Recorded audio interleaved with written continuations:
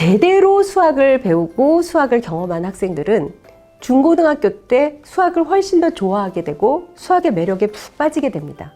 수학은 아주 매력적인 학문이거든요. 그런데 그 매력을 느끼게 되는 시작이 초등 고학년입니다. 초등 고학년 때 수학이 만만하고 또 자기가 좀 힘든 문제지만 어려운 문제지만 자기가 끙끙대면서 풀어냈을 때 그런 쾌감을 초등 고학년에서 맛보아야 됩니다. 초등 저학년에서는 느낄 수 없었던 그런 기쁨을 맛보게 됩니다. 근데 초등 고학년에서 그런 기쁨을 맛보려면 초등 저학년의 수학의 바탕이 필요합니다. 초등 고학년에서 수학이 재미있을 수 있는 이유는 무엇일까요? 문제를 잘 풀고 어려운 문제에 도전해서 성공적으로 풀어내고 그럼 그걸 통해서 행복감을 느끼기 때문이죠. 또 내가 풀었다는 자체가 자랑스럽고 내가 아는 것을 그래서 다른 사람한테 설명해 주고 싶고 또 그게 즐겁기 때문에 서술하고 싶고 그리고 선다형보다도 그렇게 쓰는 걸 더 즐기기도 합니다. 고학년에서 수학이 더 좋아지는 것은 어쩌면 당연합니다. 저학년 수학이 시시했거든요. 그런데 그 시시하고 쉬운 개념이 초등 고학년 상위 개념을 배울 때나 어려운 문제를 풀 때 바탕이 됩니다. 고학년 학생들 중에 수학을 잘 못하는 학생들은 그 시시한 저학년 개념을 제대로 모르는 학생들이 많습니다. 여러분들은 그 시시한 개념을 정확히 안다고 자신하실 수 있으세요?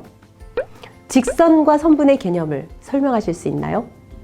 나눗셈의 세로셈이 왜 그런 모양이 되었는지 설명하실 수 있나요? 고학년 개념은 저학년 개념에서 시작해서 그 저학년 개념이 더 확장되거나 더 깊이 있게 심화되거나 더 한 단계 상위로 도약되는 그런 과정이 거쳐갑니다. 즉 저학년의 개념이 정확하지 않으면 저학년의 발판 없이는 그게 더 확장되기가 어렵습니다. 활동을 통해서 저학년 때부터 개념을 배우고 사고력을 키워놓으면 그 개념이 어디로 가든 즉 확장이 되든 깊이 있게 파고들든 상위로 도약되든 자유자재로 이 개념을 가지고 나아갈 수가 있습니다. 시메스 사고력 수학 NC는 어떤 개념을 입체적이고 포괄적으로 이해하도록 하기 위해 다양한 활동을 합니다.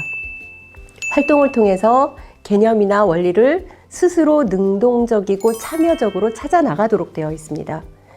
어머님에게는 쉬워 보이지만 아이들에게는 결코 쉽지 않은 처음 접하는 개념도 활동을 통해서 접근하면 깊이 있게 이해하고 한 발 더 나간 심화된 원리까지도 받아들이게 됩니다. 이렇게 한 발 더 나간 활동들을 또 해보다 보면 앞에 이미 했던 활동에 대한 이해가 더 깊어지고 개념을 유추하거나 탐구하는 힘이 생깁니다. 그것이 바로 수학적 사고력입니다. 사고력 수학 NC는 아이들의 두뇌 속에서 뭔가가 일어나도록 계속 자극을 하고 그 자극한 결과로서 아이들이 개념이나 원리를 이해한 기쁨을 아이들이 누리도록 그래서 수학에 대한 진정한 즐거움을 얻는 것을 목표로 개발되었습니다. 수학을 입체적으로 학습하고 입체적으로 두뇌에 기억되도록 즉 해시태그가 많이 남도록 그렇게 구성되어 있습니다. 사고력과 창의력이 있는 아이와 사고력과 창의력이 없는 아이는 어떻게 구분이 될까요?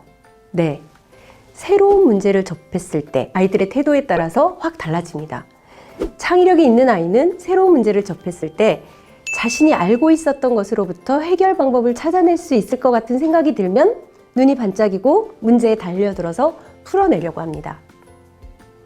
수학적 창의성이란 바로 이런 것입니다. 수학적 창의성이 없는 아이는 자신이 옛날에 풀어보지 못한 문제를 보면 얼어버리죠. 어떻게 해야 할지 몰라서 손을 놓아버리고 선생님께 도움을 요청합니다.